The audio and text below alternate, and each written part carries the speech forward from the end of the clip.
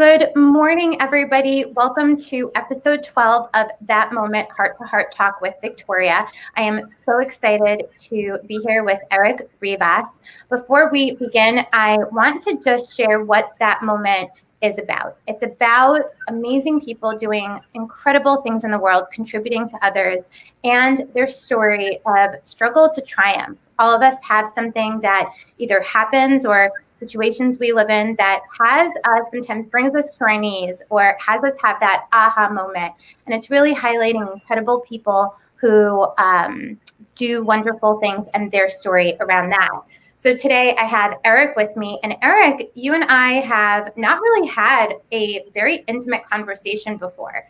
I don't know much about you, which is incredible. And I love that because I get to hear about it first and foremost from you today. And I get to share it with so many people that are listening.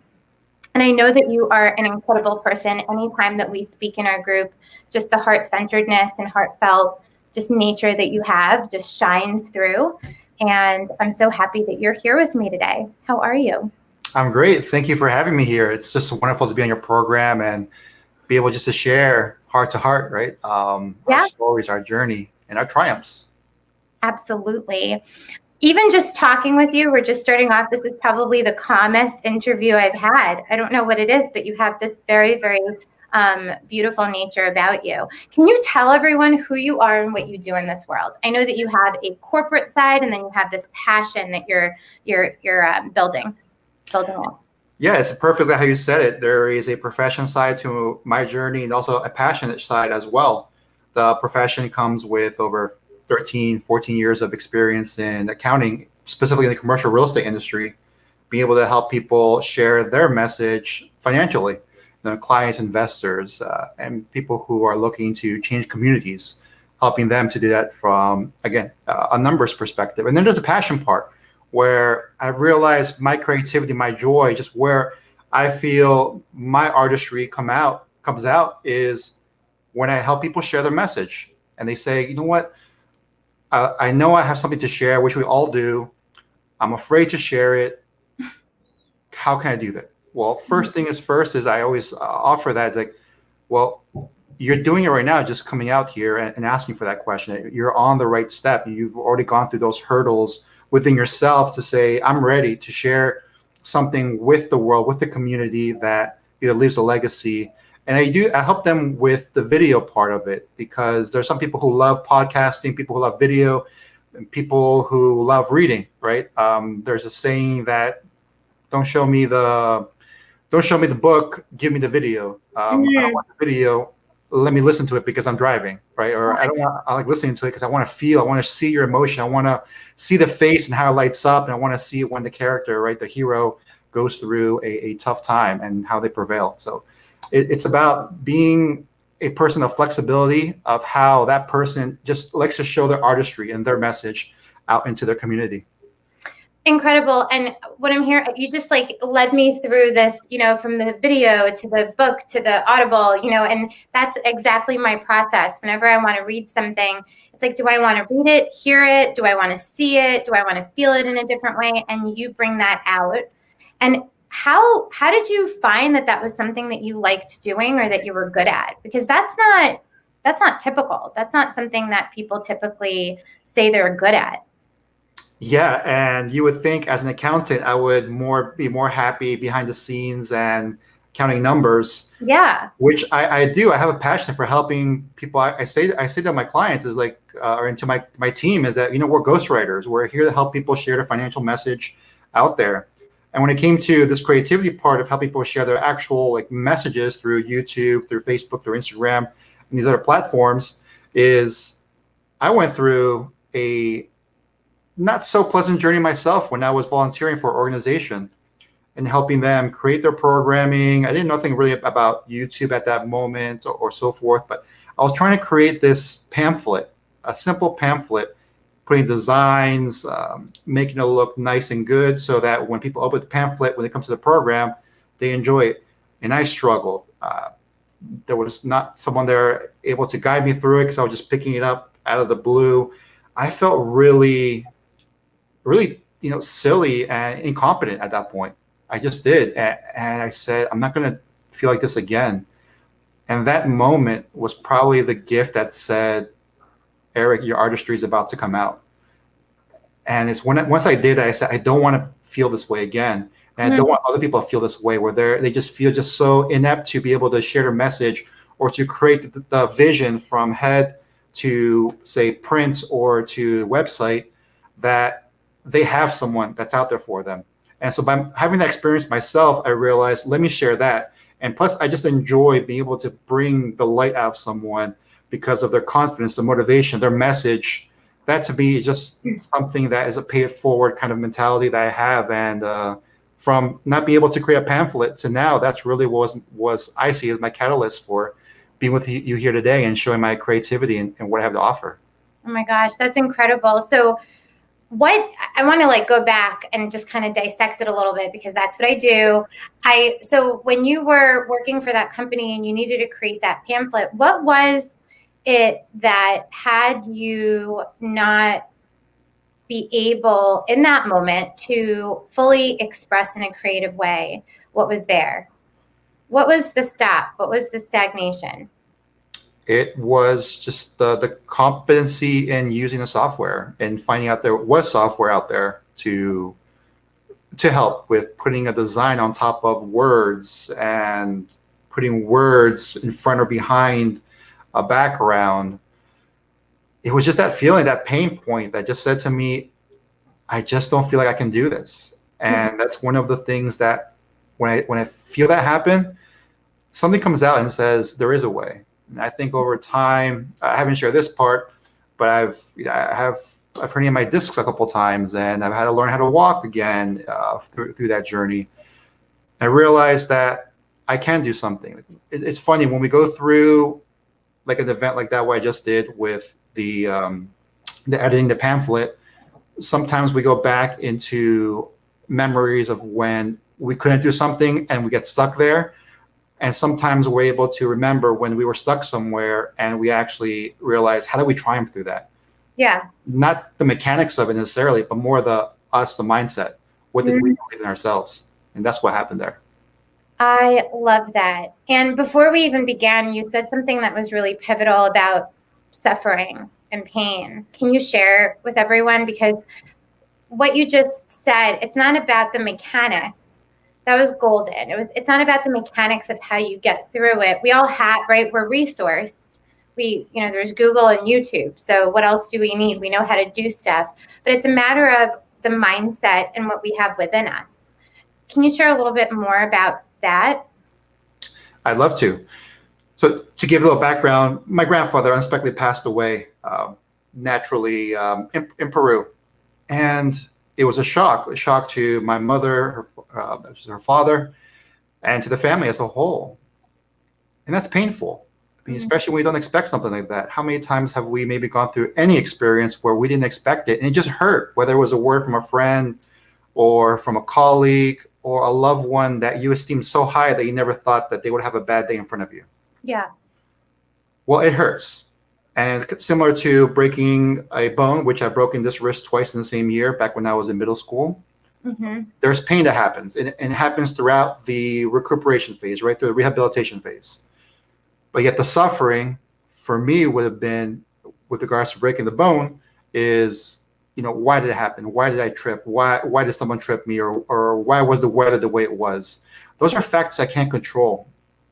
But yet it creates that environment called suffering for me, because I think of things that I can't control and I keep saying things why, and why, to the point where I say so much why about different things, I don't let my mind catch up to be able to answer the question. So I've overflooded myself with unanswered whys. It's not helpful. I mean, plain and simple. But yet we have a choice. Like, do I want to stick into the why of, say, a loved one passes away, or why I hurt my body? Or do I want to say, this hurts. If there's tears that come out, so be it. But yet understand that there is still another path to choose besides the suffering. It's, saying it hurts. I'm deeply remorse. Yet at the same time, I'm so grateful that I still have my hand, my arm. I'm so grateful I have the memories to celebrate a wonderful life that has created a legacy that's dripping down over about 3 generations now. Just hearing my voice, if you can kind of hear it, there is just a change in my own mindset just by me thinking on my own self that what else can I celebrate about this? What else could this mean? Right? Those 2 questions that override that why, it helps me. And I think it could also help others along the way. 100%. It's like the why is a stop, right? Because there's only so many answers that we can come up with as to why, and then what. And I always say that there's this distinction between suffering. Everyone suffers. Whenever something unfortunate or unexpected happens, we all suffer. It doesn't matter how resilient we are. We feel what we feel, and we're there. And then there's this choice of, are we going to struggle with it? Are we, what you're talking about, create another kind of meaning? How are we going to move forward? That's beautiful. I love that. Mm-hmm. That's incredible. Yes, your voice did change. There's more power behind it. Right. And it shows it. If you, for those that are watching also, perhaps my shoulders were a little hunched. My voice was low. And I was using words that just weren't really effective. Right. But then when I started thinking about things that are beyond me, right, celebrating a life, not celebrating my life, but celebrating a life in general, it's kind of stepping out of our own zone, if you will, and come into our spirituality of, what are we really about? We're about connecting. We're about celebrating. We're about, being here, whether we're on camera or we're in the same studio. It's about that. And I just saw myself, my shoulders and even my body went up high when I said that. Is you can generate your own wealth of energy. It just depends on, you want it left, you want it right. No way is wrong. It's just what serves you. Wow. And what you're also speaking to is this, there's always a loss of power when we're suffering or something has happened that's not in our control. And what you're bringing to the table, for me at least, is there is power in choice. And then that's where we get our power back, is choosing what we want to do with it. Exactly. There's always a choice. Sometimes we forget about that. But when we remind ourselves and we step into who we really are, and we bring out that, even if it's a small little smile for like 2 or 3 seconds, it's contagious. It so is contagious. How did you, now I'm really curious, because people who are watching, we really have never spoken intimately before. So I don't know a lot of the answers to these questions, unlike a lot of the other guests that I have. So I'm deeply curious about how you got to a place of being able to look deeper within that spirituality realm. Not a lot of people hit that or really go there, So was it something that you were introduced to, or do you happen to be a spiritual person always? Where did that come from? I think I'm guided. And I think we all are. And that's really rooted within me, that there's a guidance, and it could be religious based, spirituality based. The point is that we're guided, and to just put it at that point, and let other branches fall through there, they can happen as we talk. But based on that, I realized also through family, through experiences, and looking at where my path is it serving me? And this is why I like YouTube. I really appreciate what it gave to me, and I want to help others do the same thing. On that part is, I just Googled YouTube motivation one day. I came across this person named Jim Rohn, and I was like, "Whoa, this is fantastic!" And he's talking about things that are simple, that are straightforward, and there's no dancing around the situations. And I think that for me worked for me to have that. Well, let me just ask, what had you Google motivation? I want to say that I was at a point in my own journey in life that I just did not feel it was going the right path, whether it's relationships, career, and specifically career, thinking that the bosses that I have, the people that are reporting to at that time, really weren't true leaders. They were bosses. And me even saying that, you can kind of tell is that I was not taking responsibility over my experiences, right? So I was trying to get out of my own way, or finding ways to get out of my own environment, or the environment I believe was around me, through Googling motivation. That's really what it was. I felt there was something better for me. And at the same time, because I wasn't, looking back on it, I wasn't taking 100% accountability over the experiences that I was having. I used that platform, YouTube, to just search, what does motivation mean?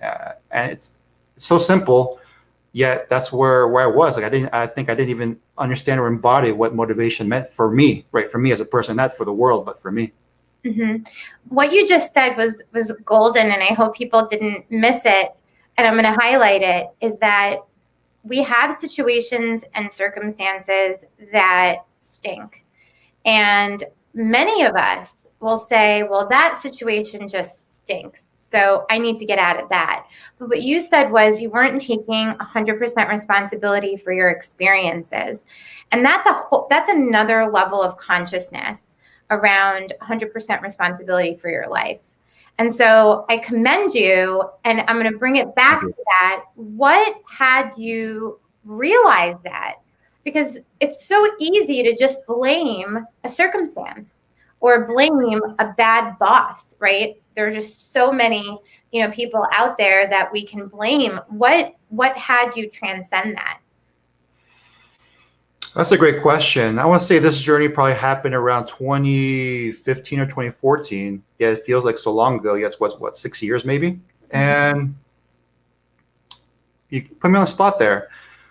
I'm trying to figure out. That's okay. That's we're in the, because what you just said is not something, and it's okay if you don't have an answer now. What you shared is not something that people come to easily, right? Like 100% responsibility. Because most people, I work with clients all the time, and myself, like doing a lot of self-work. It's like, but what do you mean? That person said that, and how can you not think that that's, I'm right. I'm validated, aren't I?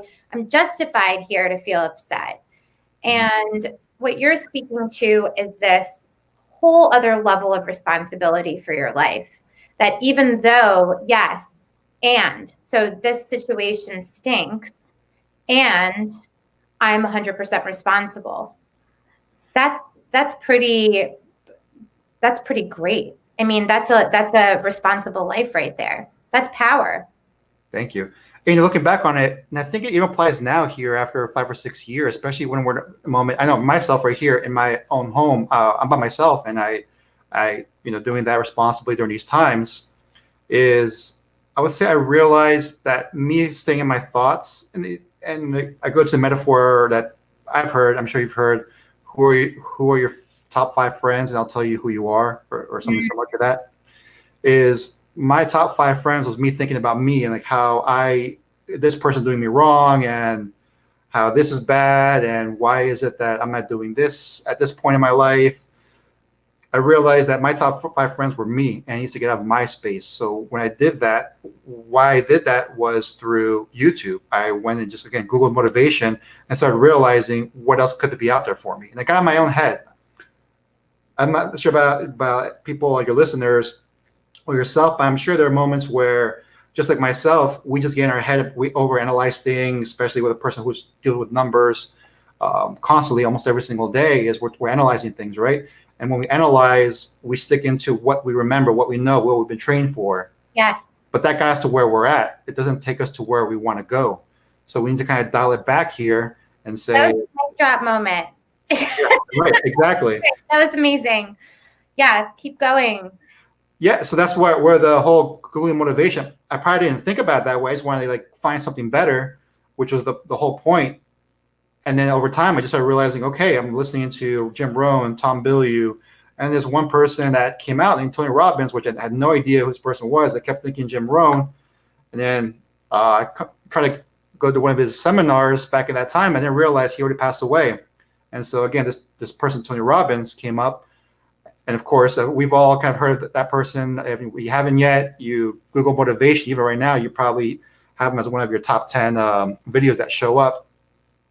That just really brought in a different opportunity for myself, not for him, but it's more like, okay, what else, then what do I want in my life as a result of me realizing what motivation means to me right now in 2016, 2017. And now here in 2021, motivation for me that's coming up is, how do I help people share their message? How do I give to others so that they can also have that ripple effect to give to their community. And in reality, they also give back to me because I get to get inspired by their message and what they have to offer, their gifts, really, which is something we've all been given by, I believe, a higher spiritual purpose and being. Incredible. And another amazing thing that you just said, which really is, showcasing your level of consciousness, because it's not just about us, right? It's really a full cycle of, it's not about me, it's about you. What can I do for you?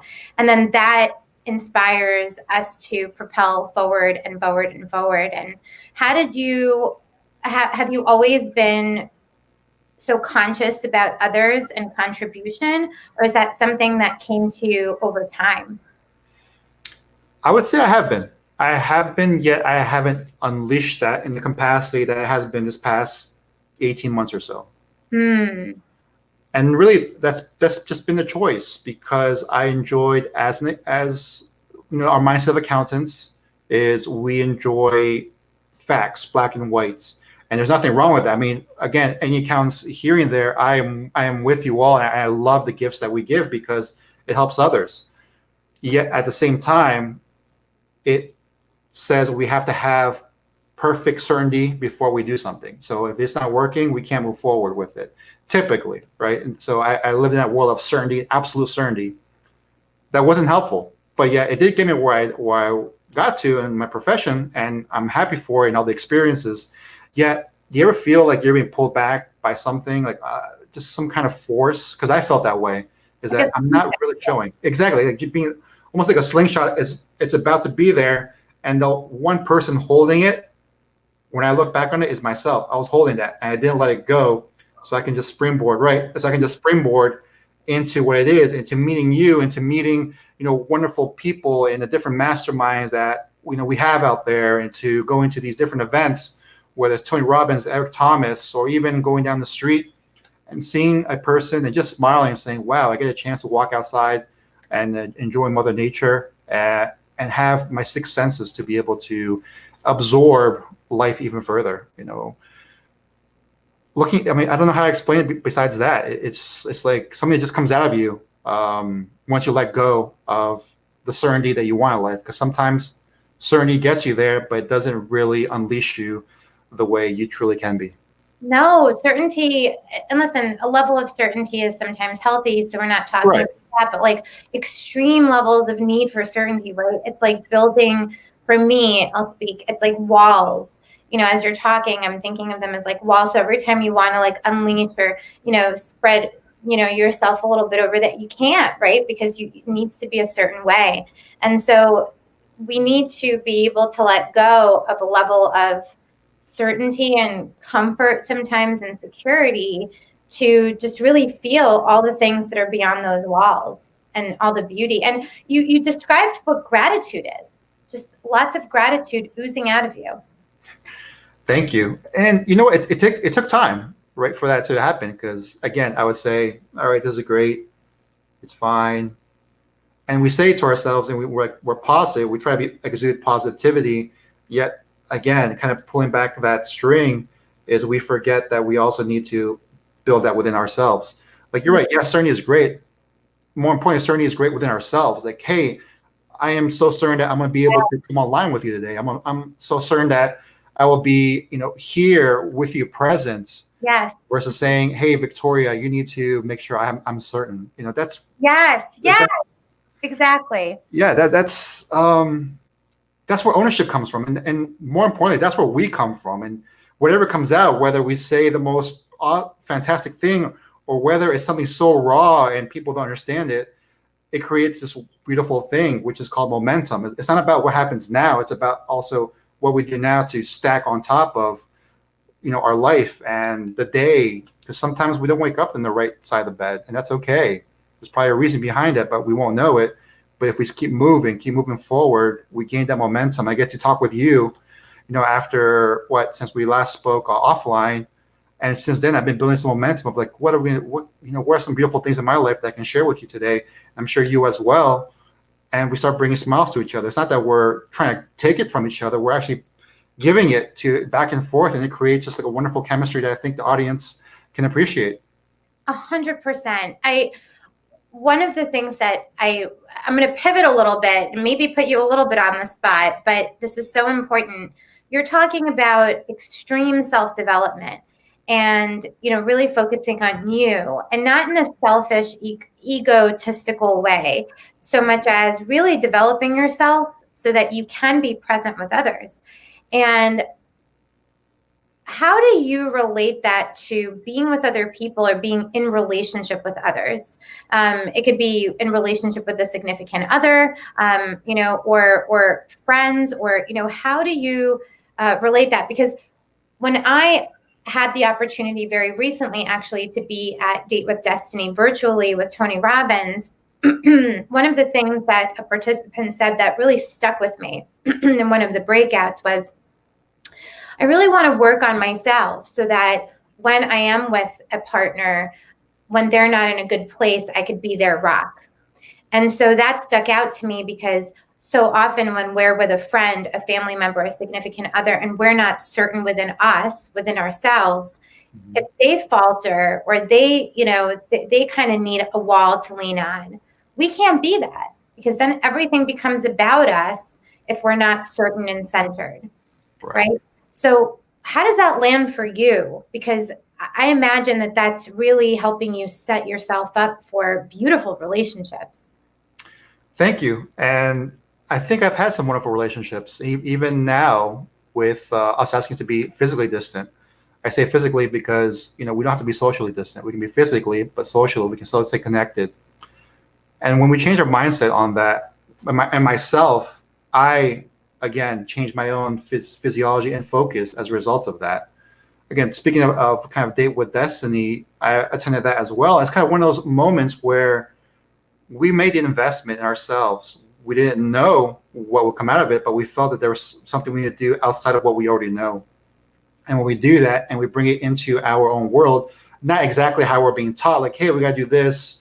You do these, 7 or 8 steps, and all of a sudden you are the perfect partner. It's not about that. It's about saying, okay, I have my brother here. I have my parents here locally. And yes, I know principles of what I've been taught. Yet, how do I customize that to where it makes sense to the person I'm talking to? So here's an example. If I were to talk to you in Spanish right now, which I know, you would not understand what I'm saying, but perhaps you can understand my emotion and what the energy I'm trying to transfer to you. But yet it's missing that key thing, and then you're trying to relate to me and me to you, and all of a sudden we stop. Like, it just stops right there. You can't understand. I'm saying, hey, this is awesome. This is a wonderful show. Thank you so much for having me here. To more like, it's like yes, yes, yes. And how many times have I been there with someone, either myself, and just saying yes, yes, yeah, you're right, and never listen to their message. So that's where I realized, how do I become a better listener? We can talk about politics, the economy, religion, whatever it may be, right? This is kind of like the hot topics that sometimes come up, especially nowadays. I think it's every year, but I think it's just more maybe accentuated by some, outlets this year. Is what are they really talking about? Because we can't fix politics by talking about it. We can't fix religion. We can't fix the economy. We can't change gas prices, right, by talking about it. But what are we really talking about? So if I want to argue with someone, because these topics can create arguments, right? It's a black and white argument for some people. Is that going to help me connect with them? Not communicate, connect with them, and see, what does my brother really want to talk about? Or when he says these words, this vocabulary, let's just say he uses a lot of inflections with regards to money or Bitcoin, right? It's like, what about Bitcoin is he talking about? Is he trying to invest in there? Is he scared about it? Is there something behind there? So it's kind of trying to be that investigator and that curiosity person. Yes. If I can just say this, I know it's going to sound funny, okay? But I was watching this TV show called Ted Lasso on Apple TV. So I'm giving there maybe props there. He talks about this. The preface is, this guy is a football coach. He went to the English Premier League in soccer and started coaching soccer. He actually schooled someone by saying, people stop growing when they stop being curious. It really hit me, is that And I think that's where I'm at, even as a little kid, right? We're so curious, like, what's this? What's this? What's that? Like, why, right? The constant why? And our parents get upset, like, because they said so. Right. Because our curiosity is just off the roof. And when we have that with our own family, when I have that with with you, it's like, what do you do? Like, what's the message you're sharing? Who's it touched? And, how can I, share your message with other people? How can I bring, what time does the show go on so I can invite my sisters, my cousins, my family? Then the curiosity comes over, and our energy overwhelms ourselves. So I say that's when it comes to communication, along with the way of saying, when I want to connect with someone, I just get curious about not their words, but what's behind those words. What's underneath it. So what I'm getting from you really is communication is not about what we can say. It's about how well we can listen and how we can connect. It's really about connection. And it's a heart-to-heart connection. It's not a head-to-head connection. Like Tony Robbins says, get in your head, you're dead, right? Stay in your head, you're dead. And so, yes, wow, incredible, beautiful, beautiful. And, what people communicate to us, hey, how, I'm thinking about, hey, how are you? Doing good. What are you doing? And you go off rambling about what you're doing. But if we get curious about why are you doing that? What is, and then we start to figure, well, I really want to create such generational wealth. I'm working so hard for these different streams of income because I really want to create all this generational wealth so that I can help mom and dad. Oh, like such a different response than I'm involved with 4 different businesses. I'm busy in these meetings, right? Like what is really important for people underneath the surface of what they just say, right? Right. And that's incredible. I'll share with you this part is it's we learn principles of life, right? We know it's good to the golden rule and so forth. It's about how do we, I kind of mentioned before, how do we apply it to our own world, right? You and I talking together right now, there is a different, say, way we communicate besides, say, how you communicate with the next person, you're going to connect with. Same thing with myself. I could have a meeting with a client here this afternoon, and the mindset and the communication will be different. The mechanics of it might be different, but still the principles are there present. It's just that the beauty part is I wore this shirt today and it's blue, but I have to cover myself no matter what, right? For this video presentation, so I could have worn pink or green. Mm-hmm. The principle is about having a presentable appearance here for our show or for your show. I love that intention, such intentionality. Mm-hmm. Very, very good. Erick, let me ask you, if you were to leave everybody with a message, your message, what would that be? I would have to say, love yourself, love others, and it doesn't have to be intimately, but just love them. Always strive to be consistent, not perfect. And start with imperfect action. And start with what? Imperfect action. Mm-hmm. Incredible. I mean, so many, if I knew, I would be speaking to you every day. You should be my accountability buddy. This is incredible. Incredible.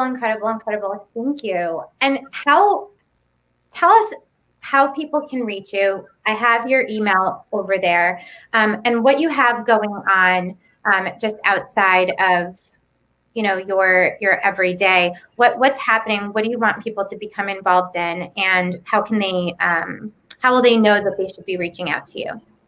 Sure. Yes. So when it comes to messaging, we all have it. When we all also have our hesitations to it, I have my own as well. I could tell you a year ago, I could not come onto your show here, Victoria, and speak with you because I would be afraid. And being afraid is beautiful because it shows you what you should be doing. Mm-hmm. If we lean into our fears, we might lean into our gifts.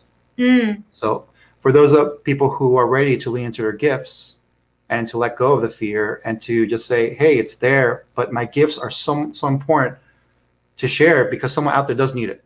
Someone out there has needed me to help guide them with their messaging and their branding as well, is reach out to me, emrivas@yahoo.com. Let's enroll you into a way, how can we get your messaging out there? And is it the right fit? Because you know what?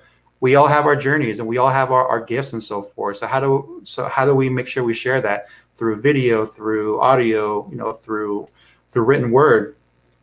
My specialty is really through audio and video. So if that's something you're looking for, that's something you're curious about, right? Because curiosity is what brings out the potential.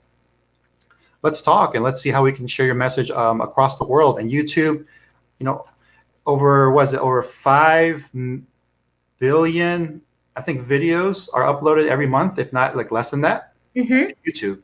So imagine how much messaging is out there, and how do we get that messaging out so that it's in front versus it's in the back where people are trying to bake bread like they were earlier this year to, hey, baking the best bread, in 5 minutes, right?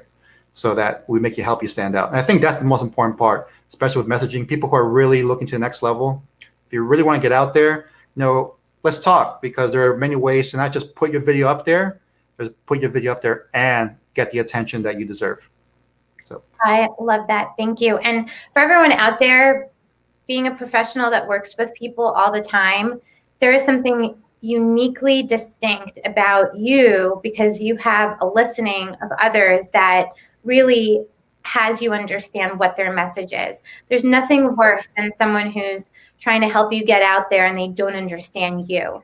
So just kudos to you, because that is probably one of the toughest and one of the most important critical aspects of doing what you do, is knowing how to listen to others. So you obviously know how to do that. You're incredibly calm. I'm just set up for my day speaking to you, Erick. This was great. Thank you. Me as well. I really do enjoy just our back and forth here energy. And just thank you so much. This is a wonderful program. Amazing. I'm so happy that you were here. Thank you for sharing your story and your gifts. And for everyone watching, if you didn't catch it live, you can catch it on replay. And Erick, I will speak with you soon. Great. Thanks. Take care. Bye-bye.